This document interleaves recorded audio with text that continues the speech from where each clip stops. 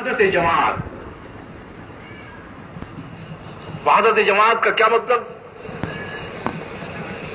کہ کام کرنے والے سب ایک رائے پر، ایک طریقے پر، ایک انداز پر کام کرنے والے ہوں.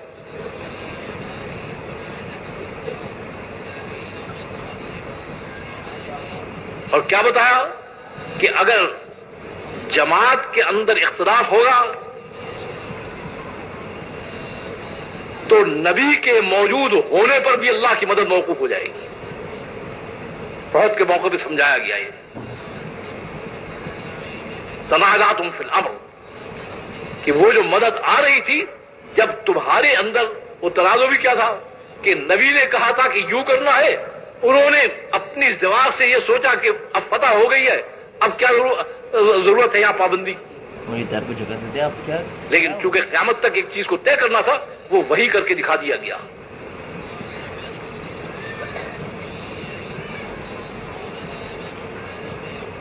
تو جب شیطان دیکھتا ہے کہ کام ہو گیا ہے اور انسانوں کا رجوع اللہ ہو رہا ہے، تو وہ آ کر سب سے پہلے اجتماعی زندگی پر ڈاکہ ڈالتا ہے.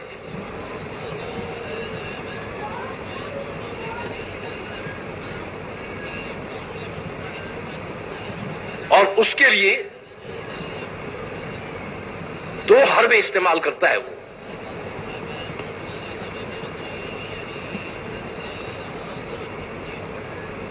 جو اللہ نے بار بار ڈرایا ہے شیطان کی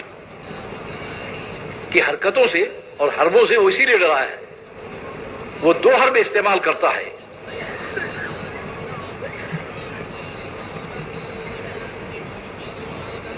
اسے اس کو پتا ہے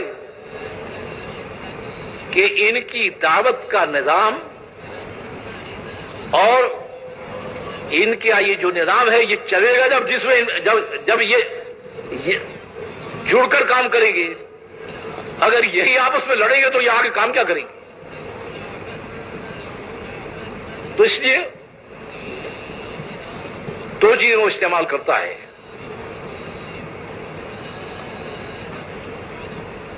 اجتماعیت کو توڑنے کے لیے اس کے دو بنیادی حربے ہیں.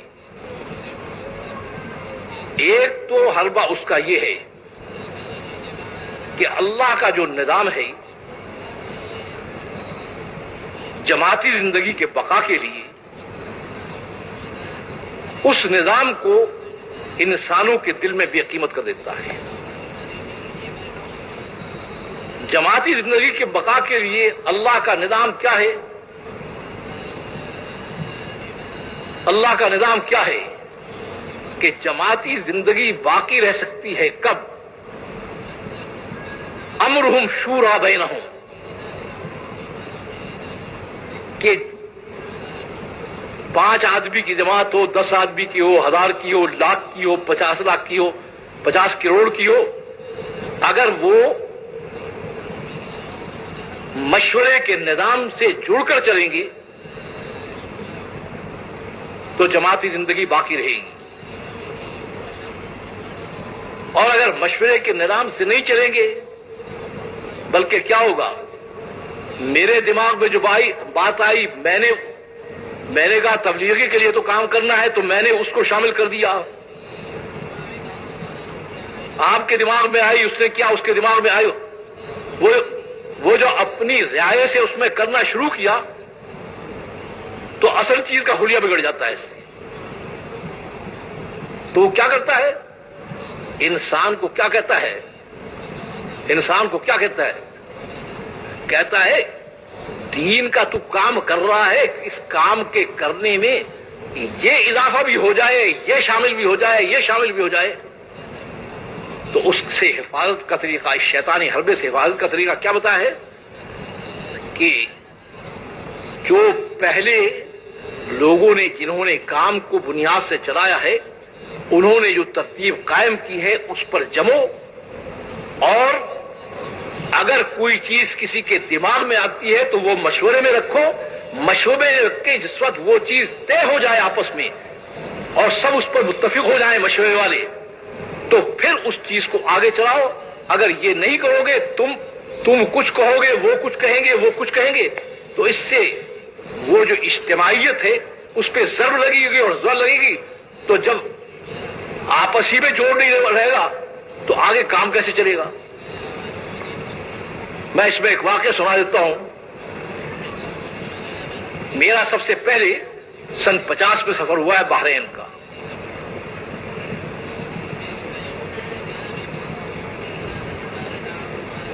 اس وقت اس کام کا اتنا سلیقہ اور طریقہ بھی نہیں جانتا تھا. 6 آدمیوں کی جماعت تھی.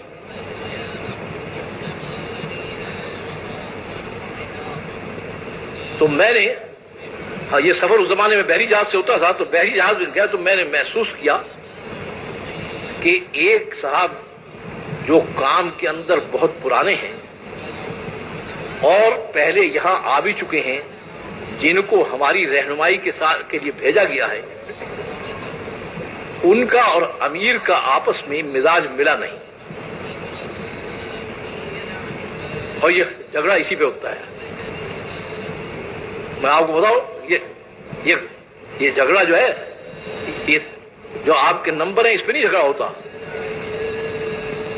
جھگڑا اسی نفسانیت پہ ہوتا ہے. یہ جماعتیں باہر جاتی ہیں، چاہے مرکز میں، چاہے جب کوئی آدمی اس قسم کا ہوگا جو یہ چاہے گا کہ مشورہ سارا میرے تابع ہو کر چلے، بجائے اس کے کہ وہ اپنے آپ کو مشورے کے تابع کرے. اس کو کہتے ہیں اصطلاح شریعت میں متسلط، کہ وہ چاہتا یہ ہے کہ میں سب پر حاوی رہوں. جہاں بھی یہ شکل ہوگی وہاں جھگڑا ہونا ضروری ہے. وہ چاہے خفیہ جھگڑا ہو کہ اندر اندر لوگ جو ہے کڑتے رہیں اور دلوں کا جوڑ ٹوٹتا رہے. تو اس کا علاج اللہ نے اپنے نظام میں کیا بتایا ہے؟ ایک تو یہ ہے کہ پرانی جو بنیادیں ہیں ان پر جمو، نئی چیزوں کو شامل کرنے کی کوشش مت کرو، چاہے تمہیں کتنی اچھی معلوم ہو. وہ مضبوط چیزیں ہیں، گشت کا نظام ہے، باہر نکلنے کا نظام ہے، اور چیزیں ہیں. وہ جنہوں نے پہلے اس نظام کو چلایا ہے ان کی قربانیاں شامل ہیں، ان کی قربانیوں کی وجہ سے اللہ کی یہاں اس کی مقبولیت شامل ہے. تو یہ نہیں ہے کہ جس کے دماغ میں جو آیا وہ کہے یہ بھی تو اچھی بات ہے، یہ اچھی بات کہہ کر تو سارے دین کا حلیہ بگاڑ دیا ہے. اس سے کام کا بھی حلیہ بگڑتا ہے. اس سے سیدنا عبداللہ بن مسعود رضی اللہ تعالیٰ عنہ کے ایک بات جو ہے، یعنی بڑی پتے کی بات فرمائی. اونچے درجے کے صحابی ہیں، یعنی حضرت صدیق اکبر، حضرت عمر فاروق رضی اللہ تعالیٰ عنہ کے درجے کے صحابی ہیں یہ. تو یہ کیا فرماتے ہیں کہ جو بھی کوئی طریقہ دین کا اختیار کرنا چاہے تو جو لوگ ہم میں سے جا چکے ہیں ان کے طریقے کو مضبوطی سے پکڑے. ہم زندہ رہنے والے بے شک صحابی ہیں، لیکن ہم فتنے سے محفوظ نہیں کہ تمہارے ماحول کے اثر سے پتہ نہیں ہم پر کیا اثر پڑ گیا ہو. تو کیا مطلب ہے اس کا؟ مطلب یہ ہے کہ جو پہلی چیز ہے اس کے اندر اتنی مضبوطی ہے اور اتنی پختگی ہے کہ اس کے ذریعے سے کام پوری دنیا میں چلا گیا. آپ کا نئے نئے اضافے کرنے کی ضرورت کیا پیش آ رہی ہے؟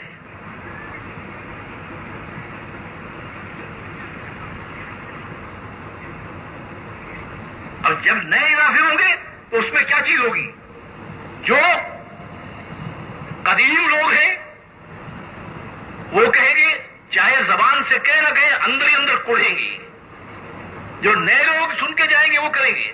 یہ آپس میں جو اندر کا وہ ہے، اللہ تو اندر کی بات کو دیکھتا ہے، اندر دیکھتا ہے. اللہ تعالیٰ کہیں گے تمہارے مزاج نہیں ملے ہوئے تو تمہارے کام کیا کرو گے؟ خواب.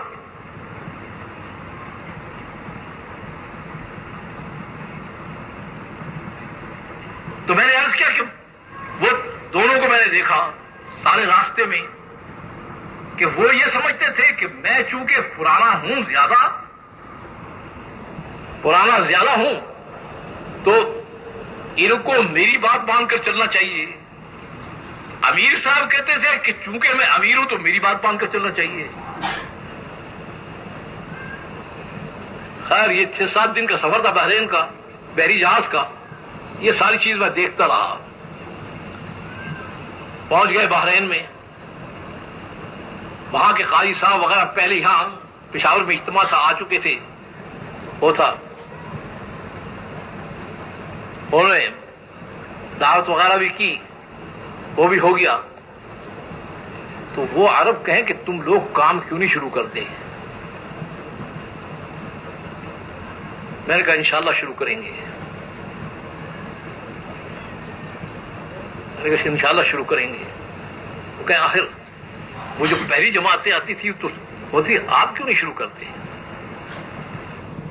اب زبان تو نہیں تھا ان سے بات کرنے کے لیے.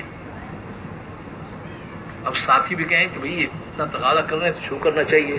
میں نے کہا بالکل میں تیار ہوں شروع کرنے کے لیے، مگر میں جب دعوت دوں گا تو یہ لوگ جڑیں گے تمہارے ساتھ اور تمہارا حال یہ دیکھیں گے تو یہ کہ تمہارے اندر جوڑ نہیں تو یہ جڑنے والے کہاں جائیں گے؟ یہ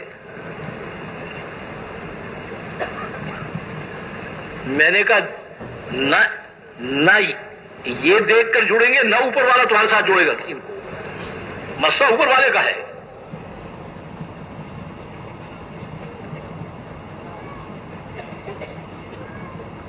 تو حفاظت کی ترتیب بتائی گئی کہ حفاظت اس میں ہے کہ ساتھیوں کو ساتھ لے کر تالیف قلب کے ساتھ ان کے بات کو سن کر ان کی رائے کو لے کر ان کو محبت اور پیار سے کہا جائے کہ بھئی یہ ترتیب سمجھ میں آ رہی ہے، تم اس پر چلنے کو تیار ہو، تو دل بھی جڑ جائیں گے، کام میں بھی جوڑ ہوگا، آپ آگے کام کو بڑھا بھی سکتے ہیں.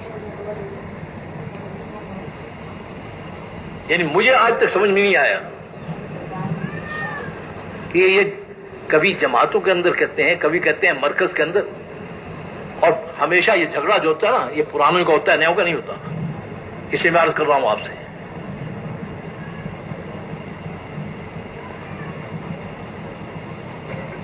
انگلینڈ جماعت جا رہی تھی تو قاضی صاحب رحمۃ اللہ علیہ وہ پہلے جا چکے تھے، تو ان کو کہا کہ ذرا جماعت کو سے کچھ بات کر لیں اور صورتحال بتا دیں. مجھے کہا کہ آپ بھی بیٹھ جائیں ساتھ. تو تھے سارے کے سارے ماشاءاللہ ایک سے ایک بڑھ کر امام. اس میں عام ساتھی تو جاتے نہیں تھے اس وقت. یہ 60-62 کی بات بتا رہا ہوں. تو قاضی صاحب نے باتیں کی، اس میں جو فرمایا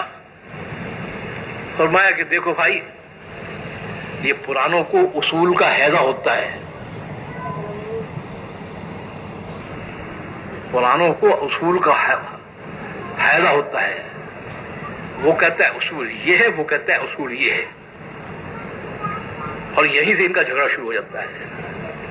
تو تمہیں بتاتا ہوں سب سے بڑا اصول یہ ہے جس کے اوپر بڑے سے بڑا اصول میں قربان ہو سکتا ہے. سب سے بڑا اصول یہ ہے کہ تم آپس میں جڑ کر رہو، محبت اور پیار سے رہو، چاہے اس کے لیے تمہیں اصول قربان کرنا پڑ جائے.